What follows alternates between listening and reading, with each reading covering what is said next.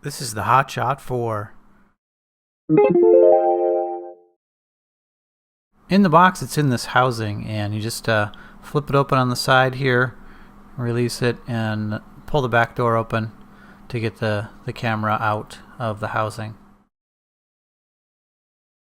Now let's put the battery that came in the box into the camera. Just pull this door out and let it flip up. Alright, here's the battery. Now it has contacts in the corner there. So you take the battery and look inside the battery slot in the camera and line them up, match them up, and slide this battery in. There's a tab here, and you need to use the battery, push it against the tab to slip it by that little spring-loaded tab that ends up holding the battery in place so it doesn't just pop right out.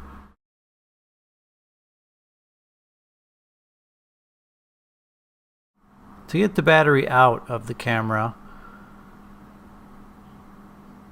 it's wrapped in this plastic on the corner here for you to pull, but you first need to move the little plastic tab aside so you can pull the battery out, and you might need to use your other hand. Push that in while you pull the battery up and out with the plastic. This is where you put the memory card in. This card is something you'll have to buy separately. Do not buy more than a 32 gig card. This takes a micro SD card. It's a very small card. The icon on the side shows you how they want you to put it in. It's a little notch on the top, and then when you put it in, use your fingernail, push it into the camera, and then this is also how you get it out. You have to push it in and let it release. It's spring-loaded. In order to charge the camera, grab the USB cable out of the box and plug in the small mini USB connector into the camera. And take the other end, the full-size USB, and plug it into your computer. Just power your camera down, and now you're charging. It'll take about 4 hours from 0 to get 100% charge. On the back of the camera, the light indicator is red when it's charging and turns green when it's done charging. To power the camera up, press this little corner button and hold it in for a few seconds until the camera comes up. So on the top of the camera you have both a still shutter button and a video button. So in order to record a video, you hit the video button once and release. One of the cool things with this camera is you can also shoot stills while you're recording video. You can see the little icon for the still flashing red as I take photos. And then you hit the video record button once again to stop recording video. And then shooting a still photo, just press the other button, the camera button. Every time you hit the button, you're taking a still, just like with a regular camera. And every time you take a photo, the viewing screen flashes. Now that you've taken some video or photos or both, how do you play them back? Well, you hit the bottom corner button, that power button, but you don't hit it as long. And then the playback screen pops up, and to switch between movie and photo playback, you hit the photo button on the top. You can switch between photo and movie and back and forth. And then if you want to zoom in or see full screen, and with the movie you can play it as well. So you select it left and right and then hit the center button to play the movie. Same thing with the photos. You can enlarge one of the photos. You select up, left, right, up, down, and then the OK button in the middle to enlarge it full screen. So if you want to delete a photo or video, you select it up, down, left, right, and then you hit the M button, move it over to yes, and they hit the OK button to delete it. If you want to delete everything, You just select any of them, hit the M button, and move it over to all. Hit the OK button, and that'll delete all the photos or all the videos. Now to get back to shooting mode, you hit the camcorder button, the top right button on the top of the camera. You hit the M button to get to the menus. There are 3 separate menus: a photo menu, a video menu, and a setup menu. In the photo menu, you have resolution or size in this case. So from 12 megapixel digital still all the way down to a 3 megapixel. Keep it at 12 if you want your best quality shots. 12 megapixel, that's 4,000 pixels by 3,000.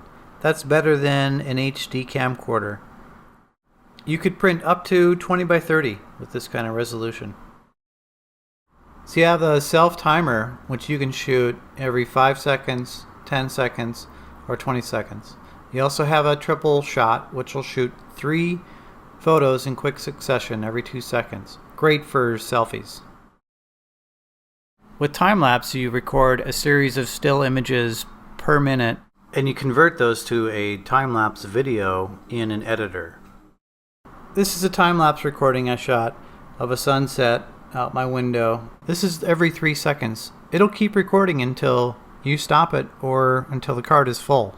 Hit M to get back to the other menu. In the video menu, you can record really low resolution all the way up to HD. I would keep it at 1080 or 720. This camera also has motion detection. You can record after the camera's been triggered for 30 seconds, 3 minutes, or 5 minutes. What triggers it? If the camera's moving or something in the scene is moving, it'll trigger. This has a loop recording function where it records over the old footage with new footage. And you can also record upside down, meaning the camera would be upside down, but the recording would be right side up. Hit M to get back to the main menu, and then step over to the setup menu. Time setup is very important to do to set it to your time. You can turn the LCD off to save battery. This is to turn down the beeping sound every time you hit a button. Default will reset all the values back to brand new in the box settings. Right after you put your card in, you're going to want to format the card to the camera. It will also erase everything that's on the card. So make sure you've downloaded all the photos or videos off that card before you format. Formatting the card wipes everything clean and is a fresh start for the card and the camera. You can change the language. You can change the TV standard to PAL or NTSC PALs for Europe and NTSCs for the US. You can add a date and time to the video or photo. Can turn on or off the beeping sound. This camera has different scene modes for different lighting situations, like night scene for low light, sports for high action, landscape for really bright sun. Get the perfect exposure value for a sunset. Sand and snow for the correct exposure for a very bright scene. Spotlight for a correct exposure in a dark room with a well-lit subject. And auto for everything else. Frequency relates to the TV standard. In America, it's 60 Hz. In Europe, it's 50 Hz. Now these next 3 I wouldn't change at all: contrast, ISO, or metering mode. And the auto power off is, if you forget to turn it off, it'll shut down on its own. Hit the M button to get back. This HotShot 4 comes with a bunch of different mounts and a very sweet quick release system. This is like a bicycle or a bar mount, and I just quick release, put it on, take it off. It's this little lever. This is a adhesive mount. Comes in the box. This is a helmet mount. Goes around a helmet. One other thing that comes in the box is really handy is this remote. You can strap it on your wrist. It's got a photo and a video button. The camera in the housing is waterproof up to 200 feet. To download your photos and videos, take your USB cable, plug it into the back of your camera, take the other end, plug it into your computer. Now you're looking for the drives. Here you just go to Computer, and it shows you the hard drives on the computer. It also shows you the removable drives. This one's disk E. It could be any letter. Then double click on the DCIM folder. Brings you into this next folder, which is 100 Media. Click on that folder, and here you are. You've got all your photos and videos ready for you to edit. And there's your HotShot 4. Now you're ready to shoot.